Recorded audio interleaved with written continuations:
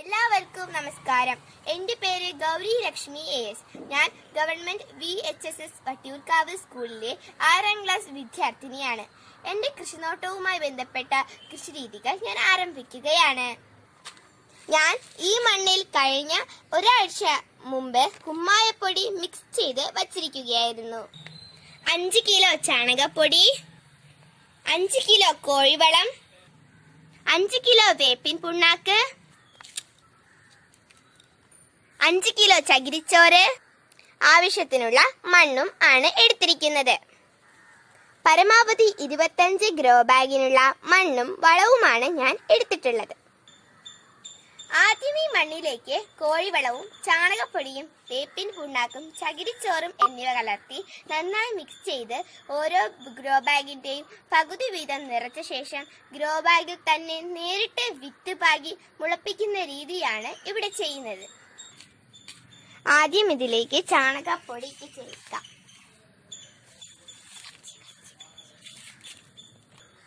ഇതിലേക്ക് ഇനി കോഴിവളവും ചേർക്കാം.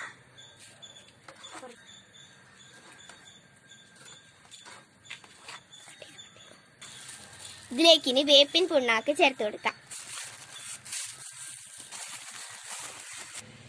ഇനി നമുക്ക് ഇതിലേക്ക് ചകിരിച്ചോറ് ചേർത്ത് കൊടുക്കാം. ഒരു പാത്രത്തിൽ അല്പം വെള്ളം എടുത്ത് നമുക്ക് അതിലേക്ക് സ്യൂഡോമോണസ് കുറച്ചിടാം. ഇനി പയറുവിത്ത് വേഗം മുളയ്ക്കാൻ വേണ്ടിയിട്ട് സ്യൂഡോമോണസ് ലൈനിയിലേക്ക് 1 മണിക്കൂർ നേരം ഇട്ട് വയ്ക്കാം.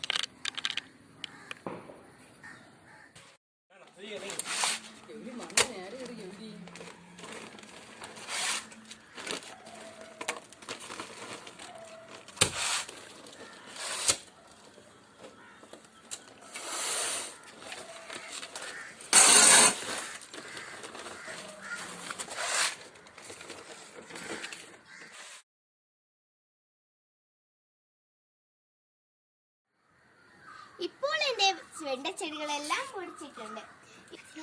ഞാൻ വെണ്ടച്ചെടികളുടെ വിത്ത് ഇടുന്നതിനോടൊപ്പം തന്നെ കീരച്ചെടികളുടെ വിത്തും ഇട്ടിട്ടുണ്ടായിരുന്നു. അതുപോലെ വെണ്ടച്ചെടി വളരുന്നതിനനുസരിച്ച് കീരച്ചെടികളും വളരുവാൻ തുടങ്ങി. പക്ഷെ ഇപ്പോൾ ഗ്രോ ബാഗിൽ തിങ്ങി നിറഞ്ഞു നിൽക്കുന്ന അവസ്ഥയായി. ഇത്രയും വെണ്ടച്ചെടികളും കീരച്ചെടികളും ഒരു ഗ്രോ ബാഗിൽ നിന്നാൽ അത് വെണ്ടച്ചെടിക്ക് ദോഷകരമാണ്. അതുകൊണ്ട് ഞാൻ കീരച്ചെടികളെ വേരോടെ താങ്ങി പിഴുതെടുക്കുകയാണ്.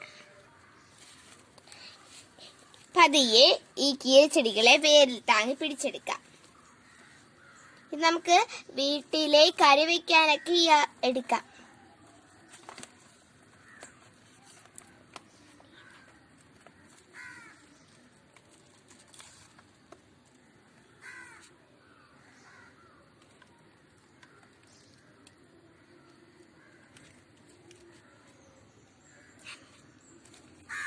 അല്ലെങ്കിൽ ഈ കീരച്ചെടികളെ നമുക്ക് മറ്റൊരു ഗ്രോ ബാഗിൽ മാറ്റി നടാനും ചെയ്യാം.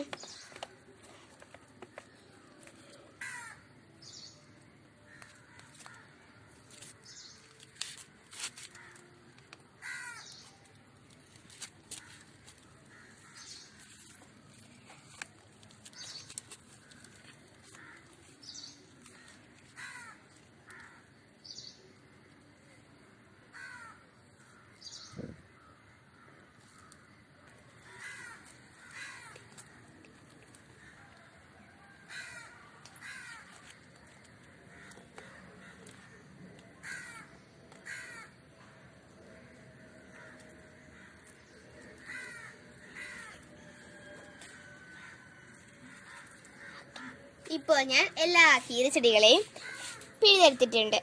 ഇത് നമുക്ക് മറ്റൊരു ഗ്രോ ബാഗിൽ വേണമെങ്കിൽ നടാം. ഇതുപോലെ എല്ലാ വെണ്ടച്ചെടികളിൽ നിന്നും 2-3 കീരത്തൈകൾ വീതം പിഴുതാൽ മതി. നമ്മൾ ഈ വെണ്ടച്ചെടിയും കീരച്ചെടിയും ചെറുതായിരിക്കുമ്പോഴേ ഇത് ഇളക്കിയില്ലെങ്കിൽ ഇത് വെണ്ടച്ചെടിയുടെയും കീരച്ചെടിയുടെയും വേരുകൾ തമ്മിൽ ബന്ധിപ്പിക്കാൻ ഇടയുണ്ടാകും. അപ്പോൾ 2 ചെടികൾക്കും ഇത് ദോഷകരമാണ്.